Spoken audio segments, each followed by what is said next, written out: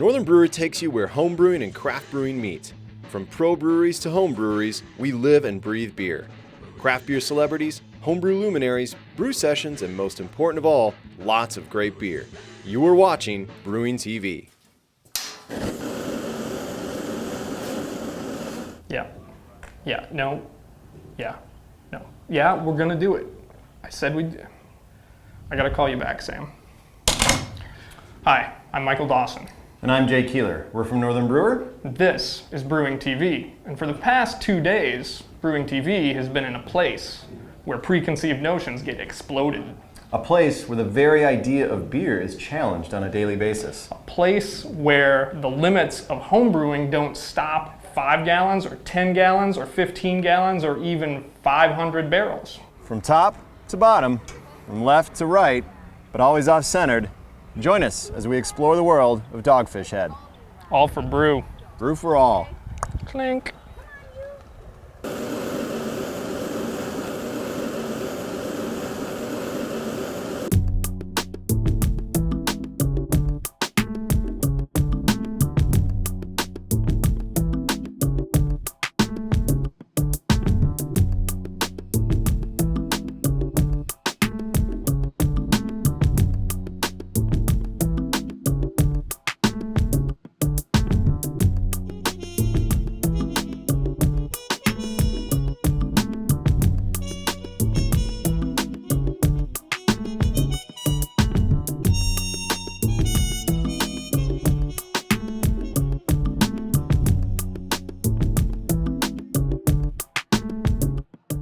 Dogfish Head has been crafting what it calls off-centered ales for off-center people since 1995. Boundary-breaking beers brewed with spices, herbs, fruits, honey, infected grapes, heirloom malts, and lots of hops. You name it, Dogfish is not afraid to try it in a beer. From its small 5-barrel brewpub in Rehoboth Beach, Delaware, to the large production brewery in Milton, Dogfish Head captures the essence of experimentation in its eclectic portfolio of beer. At last year's GABF, Brewing TV ran into Patrick Staggs, Dogfish Head's Director of Brewery Operations. He was excited to tell us about an awesome small batch brewing program at the brewery. Basically, an in-house homebrew competition for Dogfish coworkers. Patrick said they get a lot of equipment and ingredients for the program from Northern Brewer. We were psyched to hear that, and decided to drop in on a few small, medium, and large-scale brew days at Dogfish Head. Since his first batch of homebrew, a sour cherry pale ale, founder and president Sam Calagione has been brewing outside the lines. As the current chair for the Brewers Association, Sam is also a diehard advocate for homebrewing and the hobby's role as a cause and effect of the craft brewing industry. Is that experience, do you think about that experience a lot as the company has grown? I do, because from that moment that I walked by the bodega, I was like, wait a second, I don't have to brew the same recipe just because I got it out of a homebrew store. Maybe I'll throw this into it. And I was walking by Cherries. And really that's informed our whole mission. Our purpose is off-centered ales for off-centered people. Mm-hmm. And when I started the day after that first homebrew, I went to the library and said, I'm going to be a brewer. And it was like, internet wasn't really, I didn't know about the internet yet. So I was in the library in New York and doing like LexisNexis searches. Yeah. And there were awesome beers being made, but they were mostly beers that were derived from continental styles, Pilsners, lagers, Sam Adams, Pale Ales, England, Sierra. So we were, I thought, the way that we could maybe stick out in such a crowded marketplace was to brew beers that had no stylistic reference points and just kind of view the entire culinary landscape. We've always kind of followed our own muse, and it's always been about considering different unique ingredients and processes and how we do our recipes. Yeah, and more so than any other brand, I think you guys embody that homebrew mentality. Yeah, this is what you're in today is probably the most pimped out home brewery in the world. So we're still as adventurous as we are back when we were brewing on the half barrel. Yeah. But now we're just a little more organized. The management here and are really great about keeping me focused on if it's an idea for an exotic recipe, they're all in. They're all for us doing something unique. But they're like, instead of just brewing 400 barrels of it, why don't we do a few more test batches, Sam? And why don't we take a full year to, let it develop the right way? Yeah. I'm learning. So I actually started, my first brew wasn't brew, it was wine. We tried to make it underway on a submarine. It didn't turn out so well. And I spent a lot of time in the Navy, so me and a lot of my friends, it became this contest. It started as a cooking contest and then turned into, okay, who can make that beer better than the next? And it turned in, there was about 5 of us. It was a home brewing competition of, not outside, but of our group, who can make this better than anybody else. That's cool. Were you the winner? I don't know if there was any winners. It's good beer. It's about making good beer. So it was just, we would do that daily. It was food and beer. So it's like you figure out what mill to make, and everybody would make the same mill, and everybody try and make the same beer. That's cool. So coming from Miller Coors to this, can you describe what that transition has been like? The transition has been extremely easy, for lack of a better term. At a Miller Coors, you have a very corporate structure. Changes are hard. Creativity is none. Coming to Dogfish Head, I was here less than a month, and Sam says, here's the new ingredients, go figure this stuff out. There's a lot more. It's a very quick type, but it's also that same piece of trying to add some science to it. So there's some things I bring that, from an experimentation ingredients, how I prep ingredients for our thought process of how much to use, how little to use is much different, I think, than where we kind of initially started, which was, well, we think it's about this much. I'm more the guy that will make teas, and I will take PBR and we'll spike it and say, okay, if I put this much in, do you like it? Is that too much, too little? And continue to build on a blank beer with different ingredients to come out with something, and then we actually will go to the pub with that and say, okay, let's give it a shot and take it for a ride and see what happens to us. They're one of the brews, as kind of cheesy as it sounds to, be brewing here now, is honestly Dogfish Head was one of the beers that got me into craft beer in the first place. I think I had Sierra Nevada Pale Ale when I was younger, and then some Bigfoot barley wine, and then found out about Midas Touch, and I was like, wow, this is what beer can be. It kind of blew my mind. You were just brewing kind of a straightforward blonde ale, and coming into a brewery with a reputation like Dogfish Head's for these, well, like to borrow a phrase, the off-centered beers, right. Yeah. off-centered ales. How has your past experience, like at Dock Street and as a home brewer, influenced what you brew here? And how much creative freedom do they give you here? Like, do you have to put molasses in every batch? No. I mean, you know what? That's been one of the great things. They've given me free reign to kind of just come up and do my thing here, which has been really awesome. So when I came in, I'm working with Jason, the GM, who's also a brewer. The idea was to kind of get, do not only fun, different beers that, had lots of interesting ingredients and extravagant ingredients, but to also do just some regular stuff that people from Rehoboth, regulars around town, could come in and drink several pints of without, having to drink a 9 to 10, 11, 12% ABV crazy beer with molasses and raisins and, peacock feathers and, whatever else that was in it.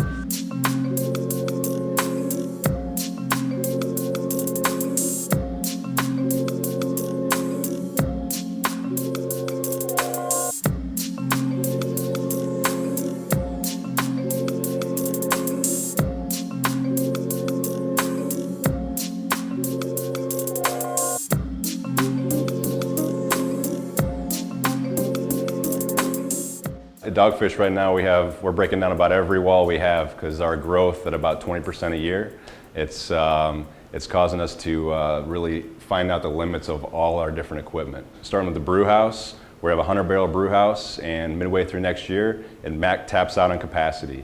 So we're under plans right now to source a 200-barrel Brewhouse. We'll put that in conjunction with our 100-barrel and use the 100-barrel for more specialty one-off brews. And the 200-barrel will be our main source of brewing. Yeast management is a big deal for us. We have 8 strains of yeast, and for 36 brands of beer. So we're constantly trying to stay on top of that. Our scheduling is really critical to make sure we always have the yeast we need in the proper amounts. So we're putting in a whole new yeast handling system, be online at the end of this year. Tanks, next constraint on the list. We're adding in 10 more 600-barrel tanks. We started the construction a couple of months ago, and in June, 10 of those tanks will be arriving.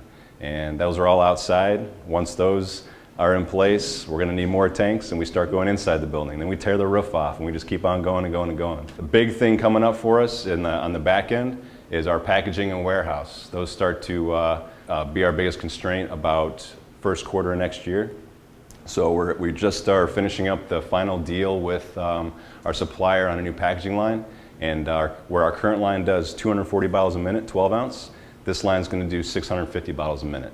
And this will be a standalone building, which is a new warehouse, new packaging line, all our merch in there, all shipping, receiving will all be out of that facility. And it'll be the first time that we're splitting into a small multi-site operation here at Dogfish, which means we'll be sending all our beer over there in big overhead pipes. We hired 40 people last year. We're on track to hire about 30 more this year.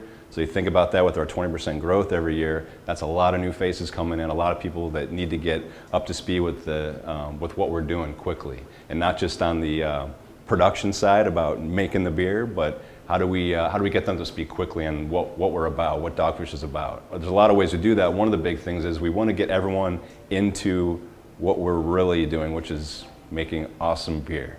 So we have the Small Batch program here, and that's an opportunity for anyone in any part of the business to show off their creative thoughts and put whatever they want into a beer and put their name on it, serve it to coworkers, and really, shine with what they want to experiment with.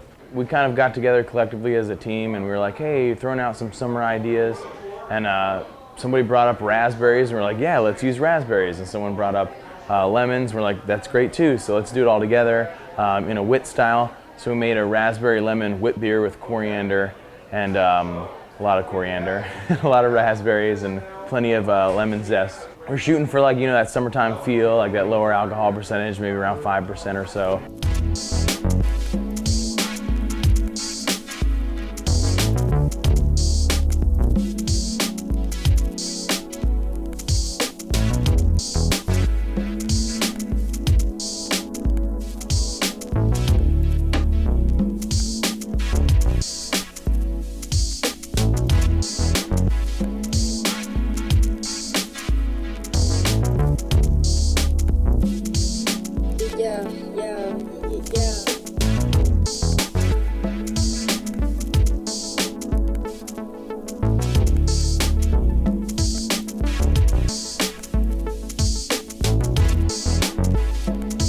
We split it off into 2 5-gallon batches, and so I dosed one with some homemade lacto that I've been making for about a week at home, just sitting on the top of my refrigerator. We're just letting it sit there. We got the Witbier yeast in the yeast that we use, in-house yeast here. We pulled it out of the bottom of one of our fermenters for Positive Contact, our new beer. So that's like a really cool yeast. And then the other one is going to be lacto for 2 days, and then we'll pitch the yeast in on that. We're just going to taste it. I mean, if we feel like we need to add maybe more lemon zest or something in the fermentation, like it's possible, or something else. But right now I think we're really happy the way it's going to be. It's just kind of going to follow itself out and ferment and unharmed.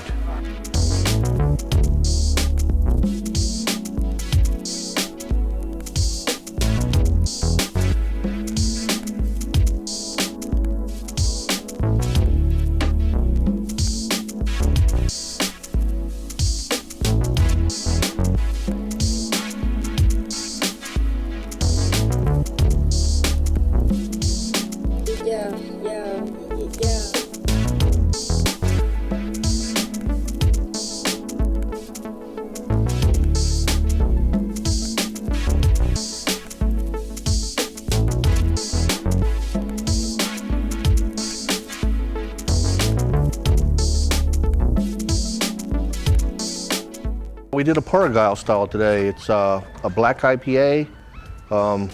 Came out a little bigger than we thought it was going to be. The second running came out pretty much right on the money. 29 pounds of grain for the total grain bill. So it's pretty close to what we were looking for. The second beer is a little bit darker, I think, than we really wanted it to be. Where did we get the grain at? That's a good question.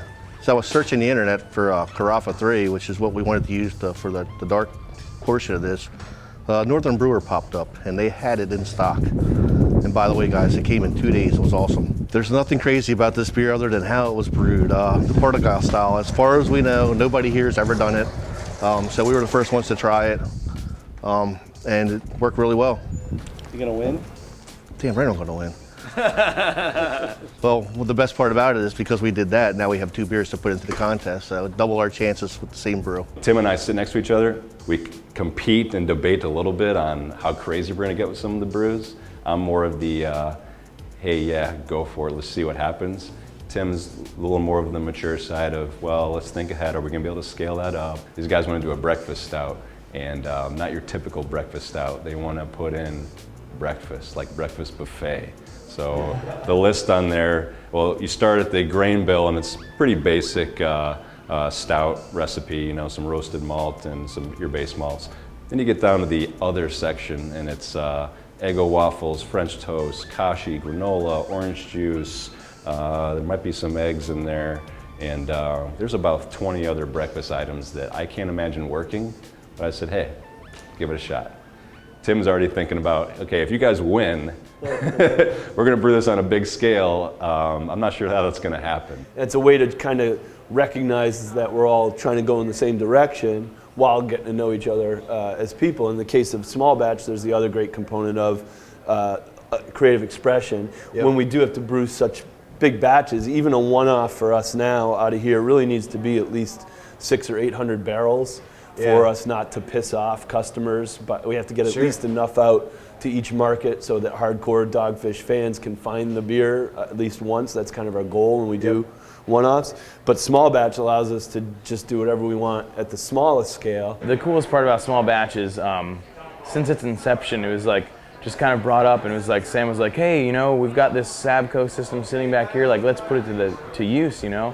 And it's just cool that anybody in here could brew a new beer, use new ideas, you know, or anything they really want to. And it's like if they're good, you know, they could go far, and you could brew it at the pub on the bigger system, which means the public is drinking your beer. My beer could be, you know, the next great Dogfish beer. Brainstorming new beers isn't the only part of the process the Dogfish Head community works on as a whole. Co-workers are also included to help crowdsource quality control. We're currently doing our product release taste panel. This goes on every day, Monday through Friday, from 10:30 to 11:30, where people randomly come in to basically taste tomorrow's beer, or in this case, next week's beer. Nothing gets bottled or kegged here without going through sensory panel, where we have trained panelists to evaluate our beer before it gets put into kegs or bottles. These beers can either be finished, carbonated, and filtered, or in process where they're crash cooled. Sometimes you mess with them a little bit. Sometimes I mess with them a little bit. This one I did.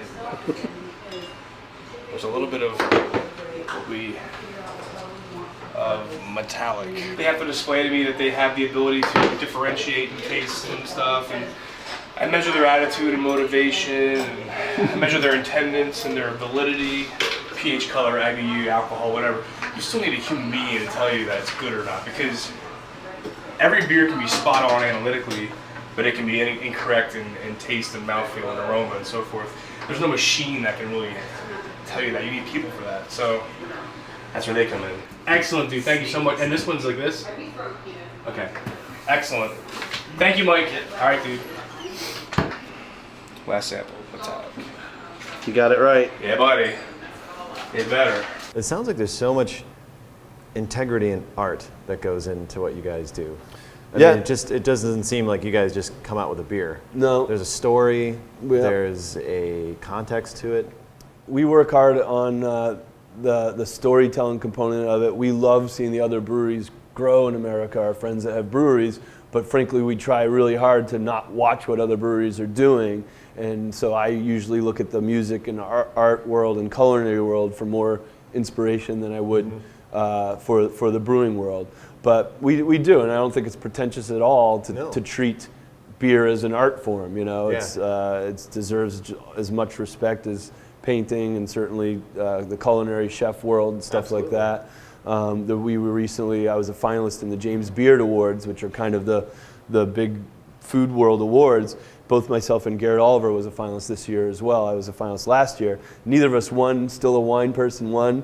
But what's really telling is they've now changed the name of that award. It used to be, when I was nominated last year, it was for the Wine and Spirits Award, and now finally it's called the Wine, Spirits, and Beer Award. Wow. So it shows that craft beer is interesting, gaining respect in the culinary world slowly but surely as sort of an art form. One theme that we've encountered visiting with the brewers and the staff at the brew pub and talking with Sam today is like the idea of elevating beer to the level of wine to fill all these different roles, culinary and culturally. Like, how do you feel about that? Where's your?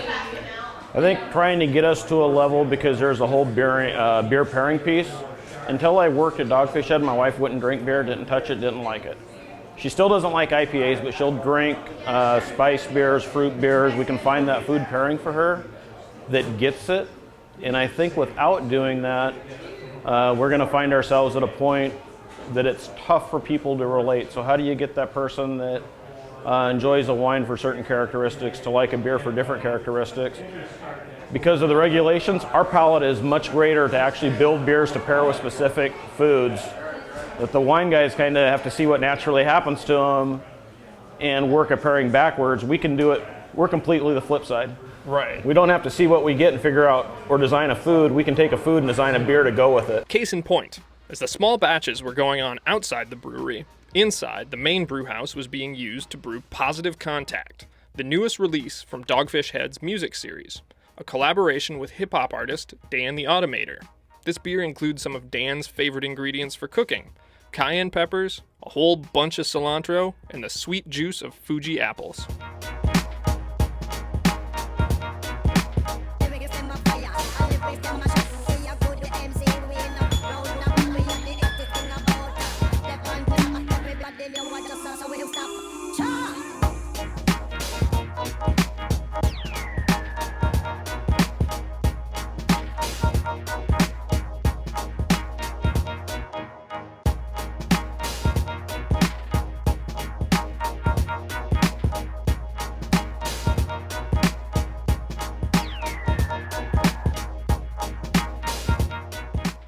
When we do our collaborations, we want to try and find a really authentic way into it. Right. And you hear of some people saying they have sort of collaboration fatigue. Like, oh, okay, all these breweries have collaborated. Collaborations are over. Yeah. And that's just bullshit, because if there's an interesting, authentic way into a collaboration, you should do it.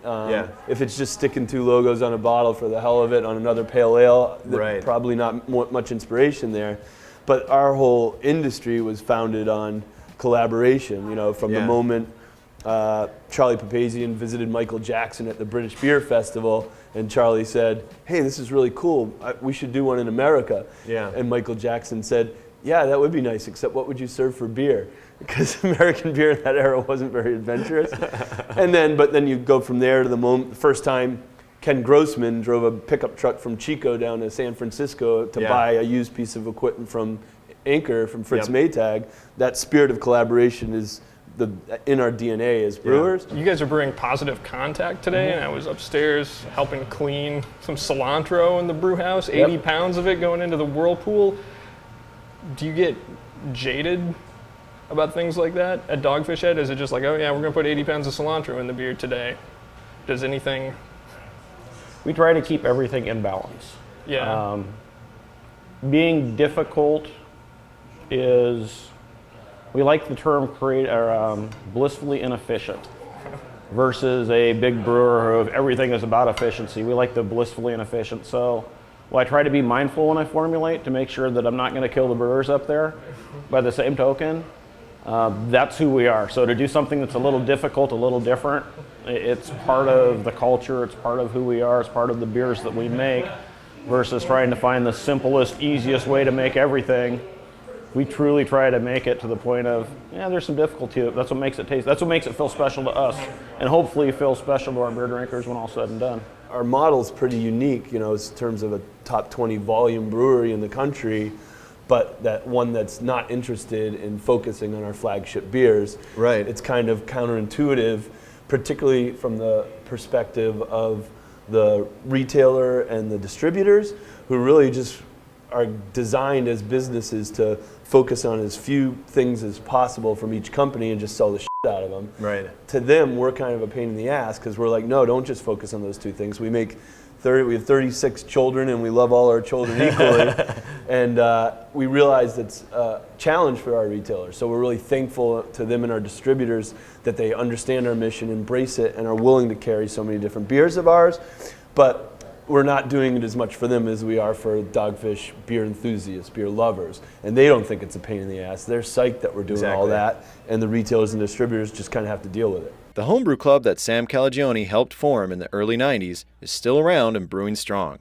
In fact, Brewing TV showed up for a meeting of the Delmarva United Homebrewers for a club competition. The Bourbon Oaked Imperial Stout was Jeff Thomas, number 13. Northern Brewers supplied the prizes for the first, second, and third place, as well as tons of goodies for door prizes. And Chip even got on the mic, MC Peppercorn in the hizzy, which leads us to the best time of the week at Dogfish Head, Beer 30. So what's up with Beer 30? You guys are going to be here for Beer 30, right? We are. Yeah. You timed it well. We usually, every Friday at 4:30, it's probably the only giant room of cubicles that you'll see where people are yelling at each other to stop working and start drinking. And we're like, it's Beer 30, shut your computer off, get downstairs. You get yelled at for not drinking at work. And so it's just a tradition where every Friday at 4:30 we meet here in our tasting room. All of our coworkers are invited. We get to catch up and outside of the work week celebrate we made it through another work week together. And just chance to be social. And usually, brewers are great about trading wampum, liquid wampum, and when a brewer visits a brewer, you usually trade liquid. So whoever, if it's Patrick goes on a visit to Victory Brewery or someone goes and visits another brewery, they usually take home a case. And then I in the mail always trade people, newer brewers that have started up and said, hey, I read your book, I loved it, I'm sending you beer. I say always that if you do, I'm going to share it with my coworkers at Beer 30 and get back to you and let you know what we all thought of it. We also use Beer 30 as the sensory component to the small batch program.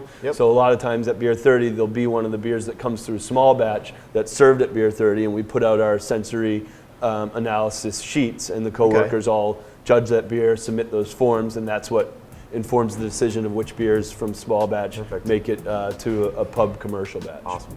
So we'll have a good old time.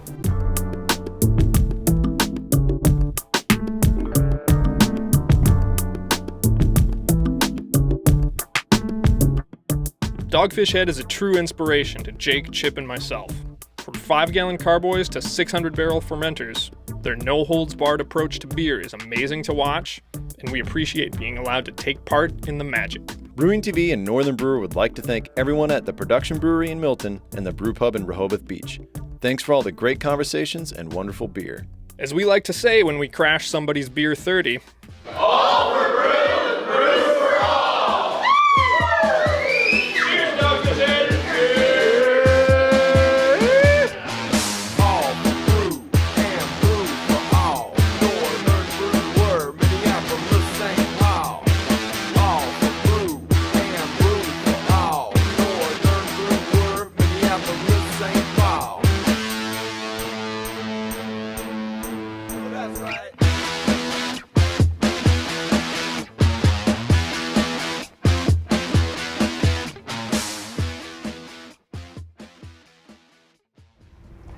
drinking in an Ewok house, yo. Dunka dunka da dunka, Dunka dunka da dunka. dunka dunka da dunka. Yub nub. That's how we do it.